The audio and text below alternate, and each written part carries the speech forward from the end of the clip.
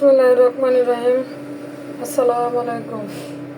আজ আমি রান্না করব মেখে মুরগির গোস্ত। তার জন্য আমি হাফ কেজি গোস্ত আগে কেটে ধুয়ে পরিষ্কার করে রেখেছি। আমি এখানে দিয়ে দিলাম হাফ কেজি মুরগির গোস্ত।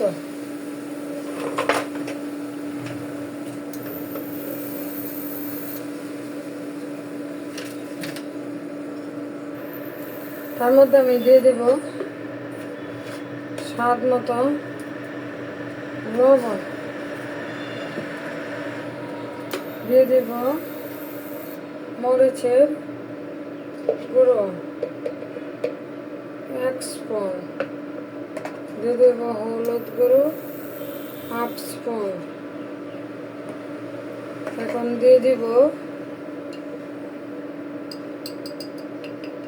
জিরে গুঁড়ো, তার মধ্যে দিয়ে দিব আদা গুঁড়ো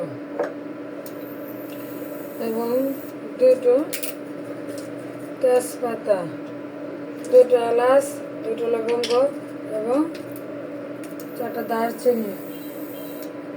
আর সবশেষে আমি দিয়ে দিচ্ছি আমার ব্লেন্ড করে রাখা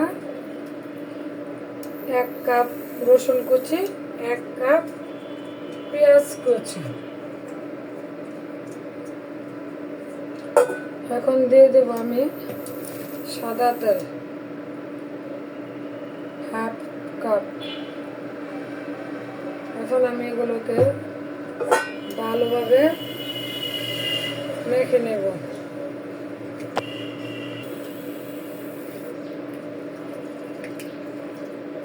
যতক্ষণ পর্যন্ত ভালোভাবে মাখা না হয় ঠিক ততক্ষণই আপনারা এটাকে ভালো করে মেখে মাংসের সাথে মশলাগুলোকে অ্যাড করে নেবেন।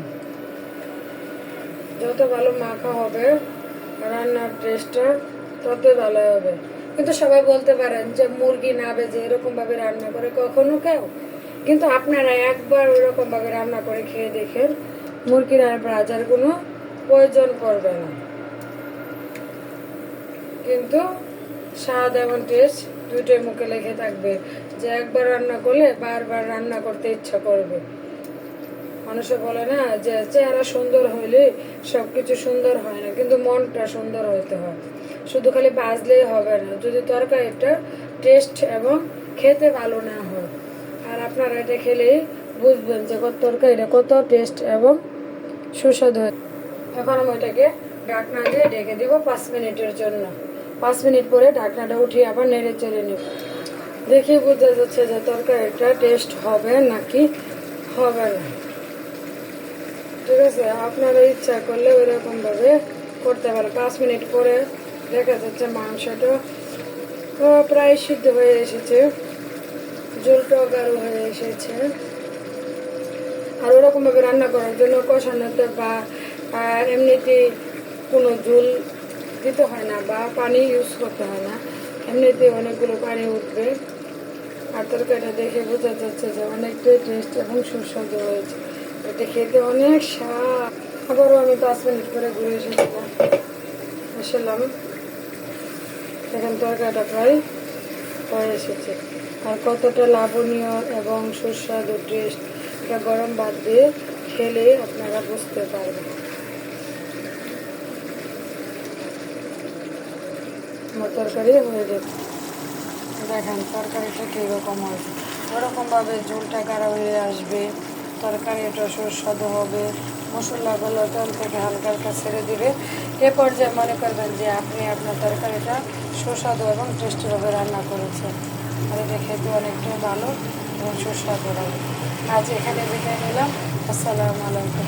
যদি আপনাদের কাছে আমার ভিডিওটা ভালো লাগে অবশ্যই আমাকে একটা লাইক দেবেন, একটা কমেন্টস করবেন, আমার ভিডিওটা অবশ্যই সাবস্ক্রাইব করবেন।